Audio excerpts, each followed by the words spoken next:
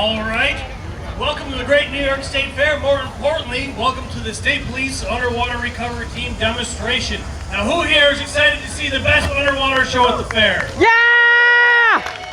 All right, and we are excited to show it to you. Before we get started, let me introduce you to the rest of my crew. First, coming up behind the tank is my training coordinator out of headquarters, Tech Sergeant Josh Cross.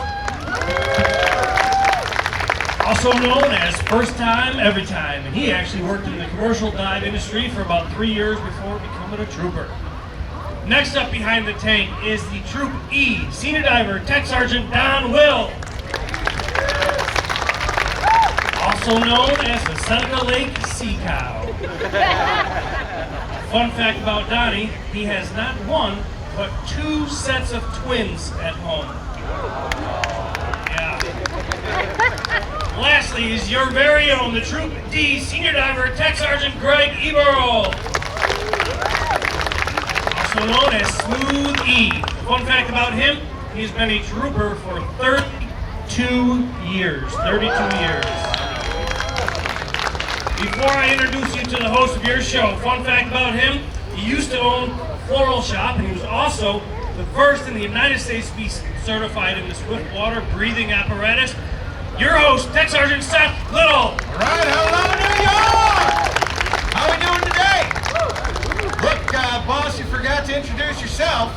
Well, somebody's got to do that for We me. have Chief Technical Sergeant Neil Case, also known as Overtime Authority. All right, while these guys are getting ready to get into the tank, I'm going to give you a brief history lesson of the New York State Police Dive Team. So in 1932, that's when we logged our first dive, boss. In 1932. So in 1932, we had hard helmet, we had canvas suits, we had lead belt, lead shoes. Altogether, the weight of the equipment was well over 100 pounds. What troopers did then, what troopers continue to do. They take the issued equipment that they're given, and they get the job done. All right? Now, in 1943, there was a smart fellow by the name of Jacques Cousteau. Jacques Cousteau invented the aqualung.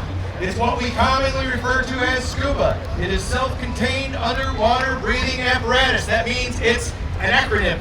All right? So that took the hundreds of pounds of equipment and condensed it down to about 40 to 60 pounds.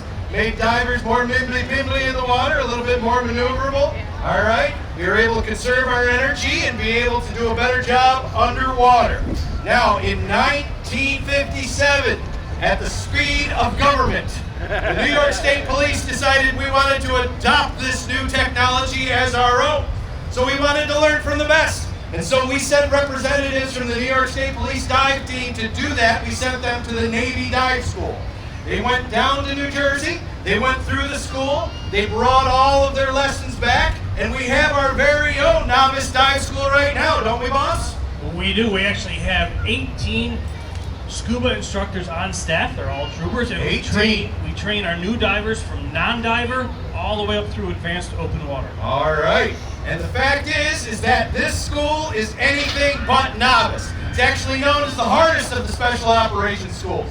Only 1/3 of the people who go to the tryouts will make it all the way to the end. 2/3 are washed out. So in order to become a trooper, it's hard enough. But then you take the best of that, and only 1/3 of them get up there. Those guys did. Let's give them a hand. Hey, Seth. Yeah, boss. You know, it's a beautiful day today. Yes, right? it is. Those guys are standing up there in their black suits. Yep. Probably should get them in the water. Okay, all right, but before we do that, what kid wants to go ahead and sit by the pool and watch the divers up close? Come on over. Come on up, get a Come on front row up. seat. All right, good day to sit by the pool. Come on over. Just forewarn you, you might get splashed. Yeah, there's no crying in novice dive school. So if you go up there, all right, if you get wet, don't cry. Don't cry. All right, Have a seat. fellas, listen, we're here to give them an expert dive show, right? All right, so we don't want to just go in the water normally like any other scuba diver. We want you guys, no flips. All right, no flips. But what we want you guys to do is we want you to put your equipment in the water first. Yes, do that, all right? Put your equipment in the water first. And the reason that we do this we do this in the schools because the number one thing that will hurt or kill a diver is panic. All right? And so if you get stuck under the water, you need to be able to remove your equipment or put it back on. All right? So there is practicality to what they're doing. And there their stuff goes. All right? And as they're getting ready, wait. Your masks are going down too. Come on, don't cheat. Yeah. No, we don't want to make this easy on you. All right? And look, like I said, this is a very competitive position. So without saying this is a race, it's a race. All right? And so with your reaction, I just want to know, who do you think is going to win? All right? So we have on my left, we have first time every time, Josh Cross. All right. Now this happens to be a crowd favorite. All right. We have the elusive Seneca Lake Sea Cow on the right. Crowd favorite. It is a crowd favorite. All right. So I'm gonna need some energy from you. I know it's been warm, but bring it. All right. I'm gonna ask you to count down. We're gonna go 3, 2, 1, and then yell dive when I say go. Can you do that for me? All right. Here we go. 3, 2, Stop. That one was on you. Listen, we're not prima donna like the canine guys, okay? Seth, you didn't say go. You didn't say go. Go? Yeah. Oh, so you're saying it's my fault? Yeah. Okay, I got big shoulders. I'll take responsibility. All right, so are we ready? Yeah. All right, go! 3, 2, 1, dive! All right, there they go. First thing you'll notice is they go down there, they put it in their mouth, and as long as they got air, everything's good. And then they're going around. And oh, wow, Josh Cross already got his tank on his back. There goes Donnie. Donnie's going up. Where'd you go, Donnie? Where'd the sea cow go? He is elusive. And Josh Cross is at the bottom. He's getting his mask on, and it looks like Josh Cross. First time, every time. Let's get our hand. Every time. All right. Seth has been working on his pig race call. Yeah, you know. See? There we go. All right, so I'm going to explain some of the equipment that they're using right now. The equipment that they have on a scuba cylinder. It's an air tank. And when I say air, I mean air. I don't mean oxygen. Okay, that air tank is just like what you're breathing, 79% nitrogen. And in that air tank, it is compressed down to 3,000 PSI. That's a lot of pressure. You just can't breathe off the tank. So you need a regulator. That regulator is at the top of the tank right there that they're pointing at. That regulator regulates the air pressure down to 145, which then sends it down the breathing hose. That breathing hose then it's attached to the breathing regulator, which provides them air at ambient pressures.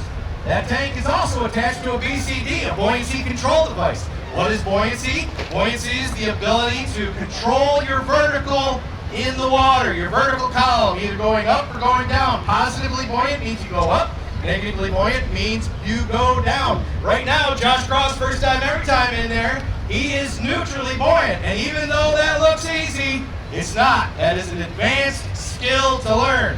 If you learn neutral buoyancy, your fins work better, you use less energy, everything works better underwater. You won't panic, you'll get the job done. Our school is not novice, it's advanced. And so we actually dive to depths of 132 feet. Okay, you might ask me what 132 feet looks like. What it looks like! Hey, all right! From the front row, out of nowhere. All right, so if you look at the top of this tower right here that the big bad sword guys, they jump off of, that is 60 feet. All right, so add another tower on top of that and 12 on top of that. We jump down there with no ropes. I mean, the water's 800 times more denser, but still, we do it. All right?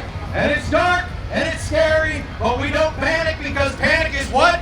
Death. That's right, panic will hurt divers. But the fact is that the reason we call Donnie the sea cow is he is very smooth underwater. He can actually go 225 feet underwater without coming up from air. All right, that's without a tank. All right, so Donnie, good job. All right, but the fact is when we go down to 132 feet, we always take somebody with us, our dive buddy. You never dive alone. So we're going to simulate here. If something were to happen at 132 feet, Josh Cross is going to say, hey buddy, I'm out of air. Don's going to take his air out of his mouth, as going to maintain control of it, and he's going to put it in his buddy's mouth. He maintains control because he has the air. He's probably a little less nervous. And then he puts his safety second in his mouth, and then they take a nice leisurely pace. Everybody's okay. They just raise themselves up. They go up. They become buoyant, and they go to the surface at 30 feet per minute. Once they get up there, they figure out, okay, what's going on? Is there something wrong with the equipment or what? If they figure it out, they can continue to dive. They'll continue to dive. If not, they'll abort the dive, and they will come back later. We are search and recovery. All right, that is our main bread and butter. We are URT, the Underwater Recovery Team. And the reason that we are that is because we are basically crime scene techs underwater. All right, those shows that show you what happens on top, there's also in the exhibit over there, you can go over and see the crime scene stuff. We do that underwater. And we want to make sure that we are doing due diligence underwater, just like what they do on top of the water. Now, the water that we're in usually doesn't look like that. It looks like what's in this tub up here. It's filthy. All right? So when we dive, we want to make sure that we're searching every inch. And our symbol is the octopus. And if you see the octopus move up here on the screen, see how it just hovers over the floor of the ocean? It touches everything. It goes into the cracks. It goes into the crevices. It touches everything. We want to make sure that we do that as divers. There are things that we use that help us do that. But our motto is, if it's in there, we will find it. If we don't find it, then boss? Well, obviously it was never there. Obviously it was never there, okay? So, before we had a lot of different types of equipment, like sonars and ROVs and things like that, we had rope. So we used line searches, basically grid searches underwater. So I'm going to need a volunteer from the audience over here. All right, right there. Yes, you, with a thumb. Come on over. All right. Come here. What's your name? Ravine. All right, Ravine, you have an adult that belongs to you somewhere? All right, could they come over? Yeah, Come on, adult. Wave nice and big. We need you up here. Yeah. What's the adult's name? Ivan? Okay. Ivan! Come on over. All right. I'm so glad you raised him to be outgoing. Yeah. So listen, this is something that we would do if we had a lost diver, and we might actually have a chance to rescue. Every once in a while we do. So Ivan, come on over here. You're my lost diver. Ivan was diving on docks. He was cleaning things up. He was doing some construction, something like that, okay? But all of a sudden his bubble stopped. Nobody knows where he is. The water's dirty. Divers arrive on scene. So I'm over here. What's your name again? Ravine. All right, so Ravine is going to help me. He is my land-based expert. Ravine, we're going to talk to each other, use this line, okay? So you're going to stay solid like a rock right there. Ravine the rock, all right? We're going to give you a couple tugs. You're going to give me a couple tugs back. All right, that means that I'm ready to go. I'm in the water, and so I'm going to go back and forth like a pendulum. This is called a pendulum search. I'll go forward, and I'm searching. And Ravine is staying still, and all of a sudden he's going to see I'm coming to a place where I can't dive anymore, and he gives me a couple tugs. All right, that's how we communicate. So I know I can't move anymore. I turn around on the rope, I switch hands, I give him a couple tugs back. He gives me some line, and then I commence my search. Grid search, I'm going out. I'm farther out. All right, this is a bigger target, and here's Ivan, and we rescued Ivan. Good job, Ravine. Let's give him a hand.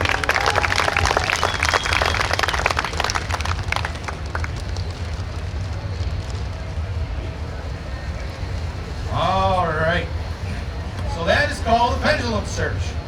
The next line search that we use, it is called a jack stay. And there are two heavy weights in there, and they connect a line. That line, or the line connects them, I should say. That line, you take two weights, you spread them out, it's a nice straight line. And what the diver will do is he will put his hand on the line, if he cannot see, and he will absolutely just hover above the ground and touch everything with his hand as he is moving along the line. When he gets to the end on a weight, he will turn around, he'll grab the line again, and he'll commence his search coming back, making sure that he's touching everything, but we're going to need some evidence, Greg. All right, we would do that. We would use this if we were looking for a gun. Revolver, old school. Very good, Greg. Remember, I told you 32 years. 32 years, that's right. So we got a gun, We got a line search, we got a diver.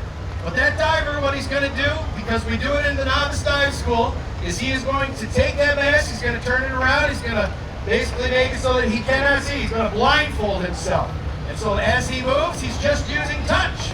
So he's going, he's making sure he's touching everything. He's not panicking, he's got plenty of air. And then he moves the weight over just a little bit when he gets to the end. And he's turning around right now. And as he turns around, he's coming back.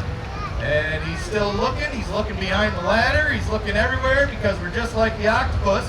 And he ends up finding what he's looking for. There it is. Give him a hand. First time, every time.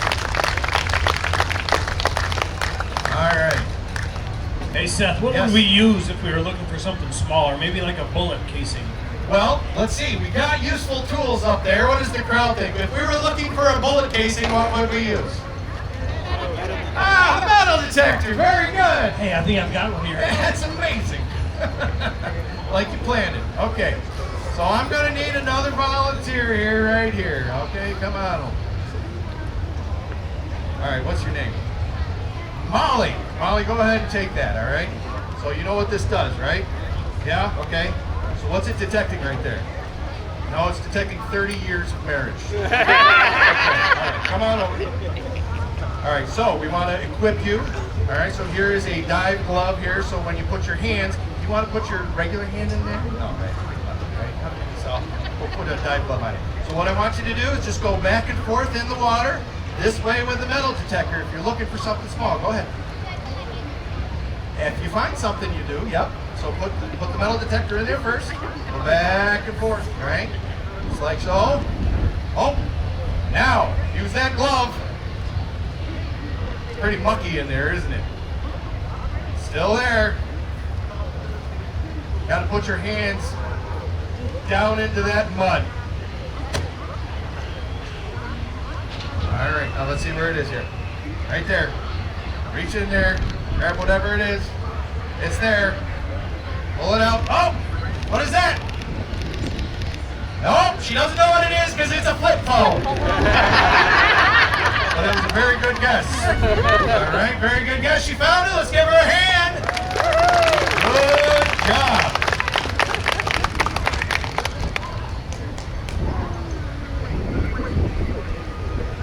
All right. So that is a useful tool. Now we're going to demonstrate what we would do if we found something heavy in the water. Okay, such as a four-wheeler. Four-wheelers are stolen all the time. All right, so we would use an underwater robot. Hey, boss, you look pretty good. What you got there? Oh, you know, every supervisor needs a good coffee mug. Every supervisor needs a good coffee mug, and you know what? So do you. So those mugs, URT diver mugs, are available over at the Trooper Foundation store. Help support them, they help support us, and also that shirt that you're wearing. They have that over at the foundation store. So after you leave here, go over there, check it out. Be a boss yourself. Put URT on your cup. All right, so there we go. All right, we got an underwater robot up there on the screen. You'll see it's got its camera. We also have sonar on there if we're looking for other stuff. But this water's pretty clear. And so here comes the underwater robot. It's coming down. Hey kids, wave to the camera. Adults, wave back to the kids. All right, very clear, HD. So with that HD, that clear water, what are you gonna find, boss? He's turning that robot around and he sees the stolen four-wheeler, what we're looking for. Now we might use a robot if we don't want to necessarily put a diver in the water first, okay? If there's ice, or if there's chemicals, or if there's something like that, all right? We'd rather risk a robot than people. So, robot's down there, but now that the robot found what we were looking for, what do we need? We need people. That's right, people, right? We still like people more than robots, right? Okay, we think we do. All right. So we got the best person I know up there. We got Smoothie, Greg Ebro. And we got communications with him on our surface supply air system. We got constant air going to him. And so is he ready to go, boss? Topside diver comm check. He is all set. Okay, when he's ready to go ahead and dive in, Greg. there he goes. All right. So he's down. He makes a touchdown. Give him a hand. He's down there, ladies and gentlemen. Making it look easy. Smoothly. Wait, Greg. That was a great landing, but you got work to do now, my friend. All right, I know. Well, you know, just find the robot line. Follow the yellow line. There it is right there. That's right. He's going to follow that line. He's going to be able to find the robot, and then he's going to be able to find what we're looking for. Let's see here. What does he do? Oh, he does what any good diver would do. He's taking selfies. All right. Now that he gets that robot out of the way, he can go to business. So what's your business, Greg? What are you going to do?